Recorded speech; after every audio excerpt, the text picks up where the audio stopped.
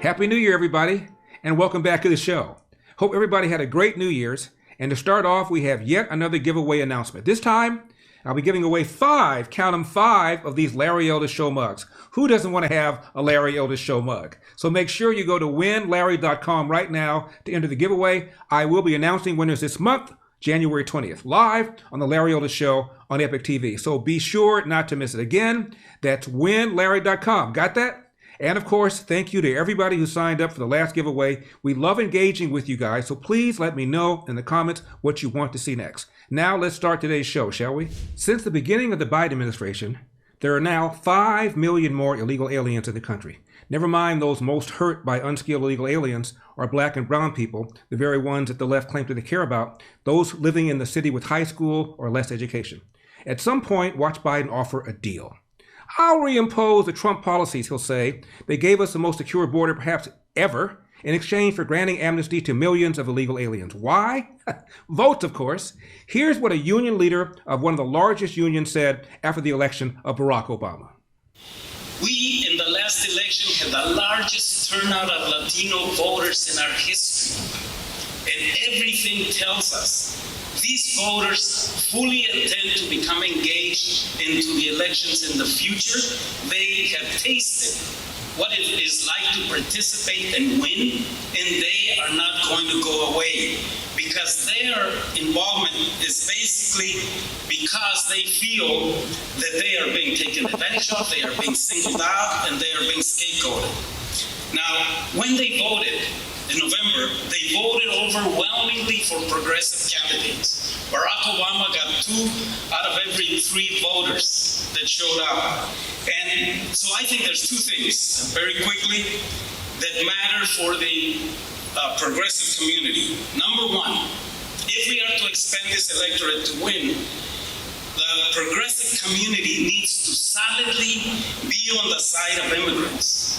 That will solidify and expand the progressive coalition for the future.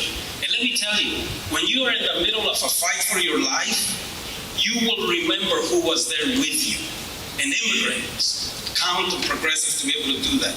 Number 2, we reformed the immigration laws.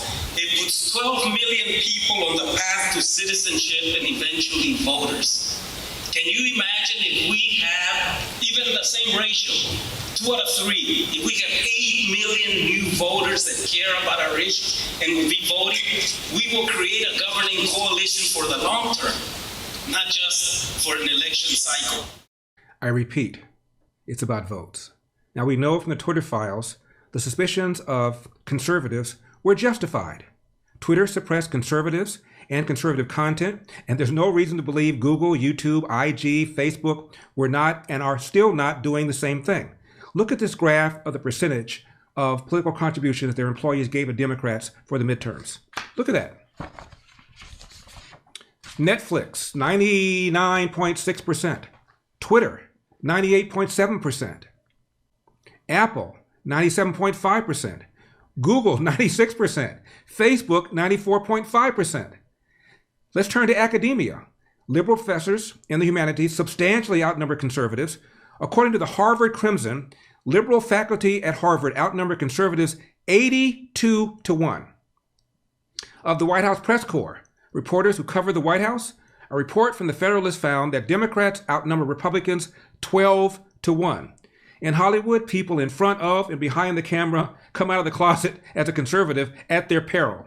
Even hard left-hating Hollywood lefty Alec Baldwin admitted it. Artists, musicians, actors, and so forth who go into politics, the ones who identify as conservatives, who I think in LA they have like their own little club, you know what I mean? The people who are conservatives who feel that they are treated badly by Hollywood or they're treated unfairly by Hollywood. I hear that these conservatives say that there's a bias against them. And I think that's unfortunate. Oh, that's unfortunate. David Horowitz is the founder of the David Horowitz Freedom Center. He is a prolific author, including his excellent, I'd say epic, autobiography, Radical Son. His latest book is called Final Battle, The Next Election Could Be the Last. He joins us now. David, thank you very much for taking the time. David, the left is winning, aren't they? I don't think so. I think this is a turning point. It's been happening for a while. Part of it is that Trump created the first mass conservative movement in our history. No, you couldn't find three conservatives marching on the Supreme Court, say, which nobody should do, without them looking at each other and saying, what are we, collectivists? But Trump has put together these gigantic crowds. And then there's this grassroots movement against parents who are objecting to the mutilation of their prepubescent kids in the name of gender fluidity, a preposterous concept in itself. So I think that the tide is turning. Also, the border, destruction of the border is not coming out quite the way the Democrats hoped. It's turning the Hispanic community off the Democratic Party. So it's called The Law of Unintended Consequences. My book, which begins with Trump's loss, so to speak, in 2020 and carries through to the January 6th affair, protest. When you read the story, you see what these people are capable of. I never take my eye off that. Yes, they want votes, they want power, but what are they prepared to do for that? Well, Joe Biden illegally destroyed our immigration laws. The laws are still there, but he issued an executive order which is not only illegal but also unconstitutional, voiding them, nullifying them. Why do I say it's illegal and unconstitutional? Because Biden's the head of the executive branch. He has one source of authority and obligation, which is to enforce the law. If you want to change the immigration laws, you've got to go through Congress, the legislature that made them. But the Democrats, there was no protest among the Democrats. They're criminals. Their mentality is the same as criminals. Don't respect the law. And what they've done with this border crisis is committed the most heinous crime against this country in its history. But 5 million, you could see it actually in a snapshot in what happened in New York, where they put up the illegals in $500 hotel rooms and they trashed all 28 floors of the hotel. These are not people who are coming here because they love America. They're coming here because they hate America, but they want the money and whatever else they think they can get. Well, David, I'm happy to hear that you sound so optimistic. A couple of things. Why do you say this might be our last election? Because the mentality of the Democrats shows it at every turn. People ask the wrong question about the 2020 election. Was it fixed? Nobody knows because there never was an audit of the votes. So the Democrats say it was the fairest election in history. I love the way the Democrats, they lie in such a way that nobody can believe them. You don't have perfect elections and nobody would know, sift through all of them. What happened on January 6th tells you how determined the Democratic Party is to achieve a one-party state. It was a protest that was milder than any of the Black Lives Matter riots, by far. By far. The Democrats immediately said, it's an armed insurrection. Oops, there were no arms. Not one arm was confiscated from this crowd, which you can see the videos of people milling around. Right. They didn't destroy anything. So the Democrats dropped the armed, but kept the insurrection. They also, David, kept alive that there were 5 cops that were killed that day. Here's my concern. Let's go back to borders for a second. I watch Fox News. I watch Bill Malugin give these reports and show the drones of all these illegal aliens coming into the country, and it's outrageous. Then I cut over to CNN. I cut over to what I call MSNBC Hee-Haw, David. They don't cover it. There was a poll recently where Americans were asked how many illegal aliens came into the country last year.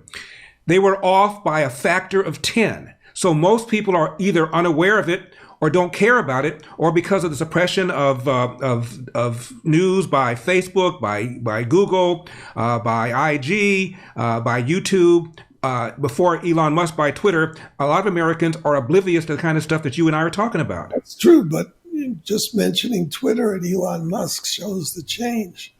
Elon Musk is a left of center Right. guy. And look what it's an upheaval. It's a revolution what he's doing. And this is happening all over.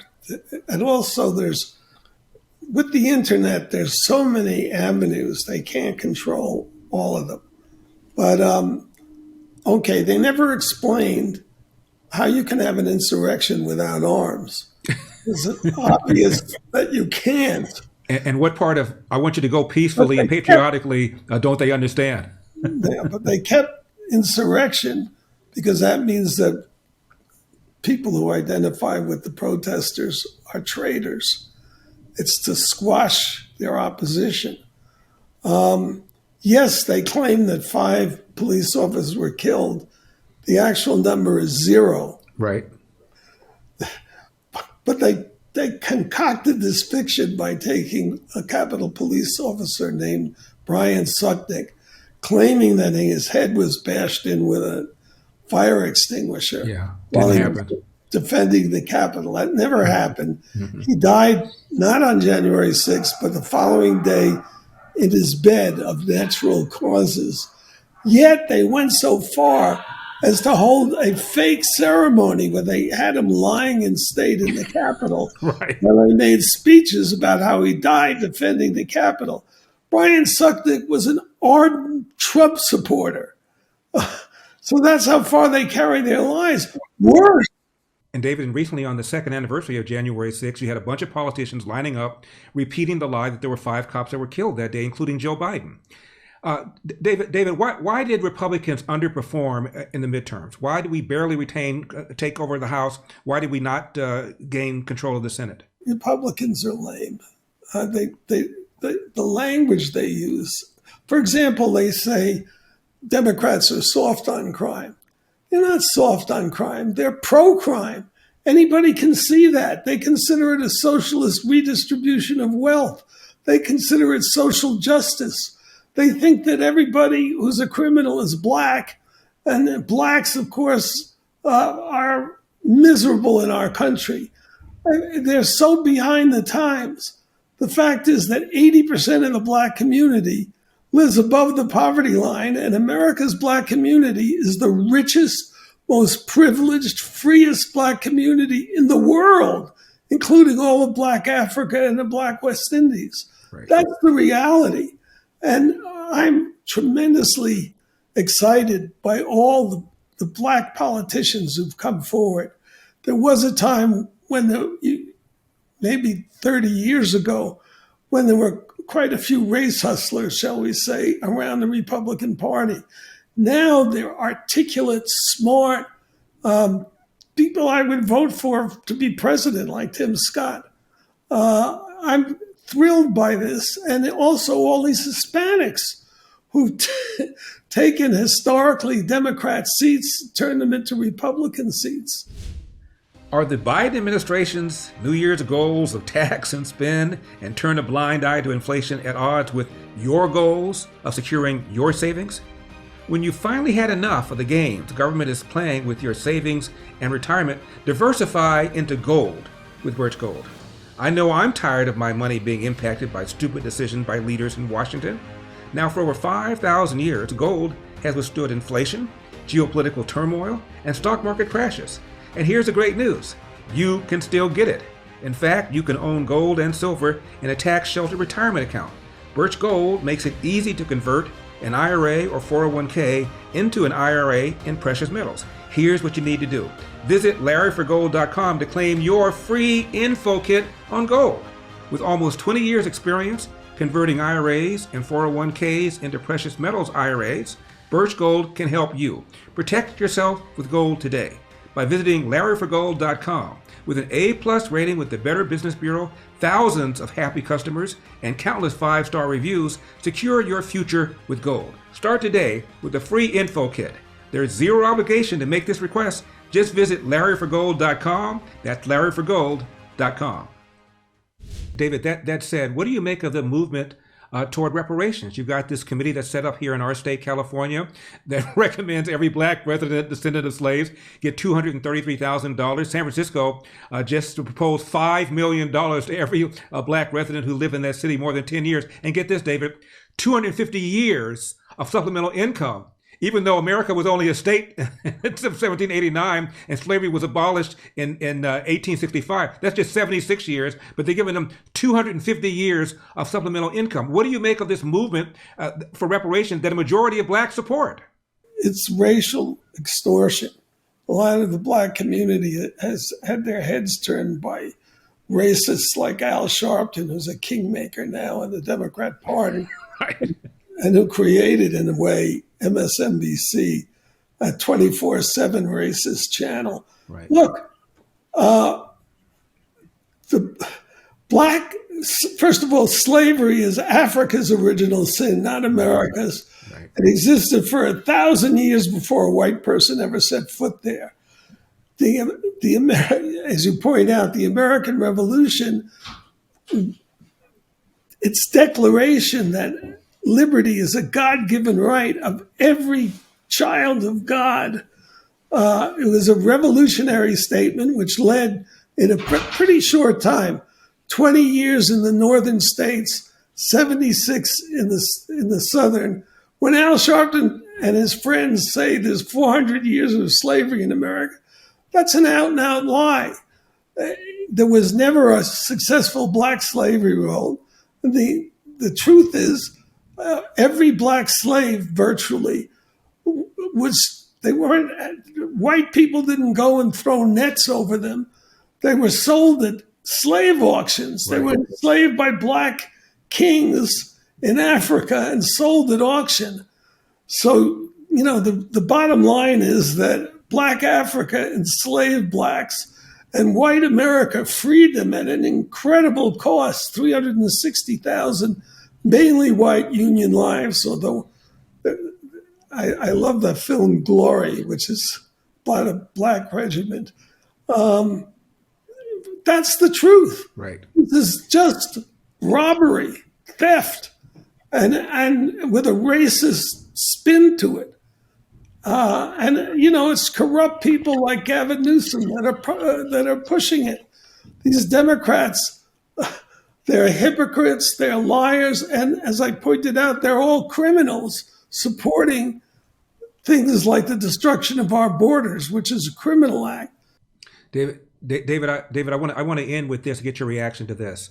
Again, I appreciate your optimism. I'm hoping that America is waking up. But let me just say this. The majority of Democrats still believe that Donald Trump said there were good Nazis and bad Nazis on both sides in Charlottesville. Even Jake Tapper of CNN said it wasn't true. And after Jake Tapper said it, David, Joe Biden goes on CNN and repeats it, and nobody says a word.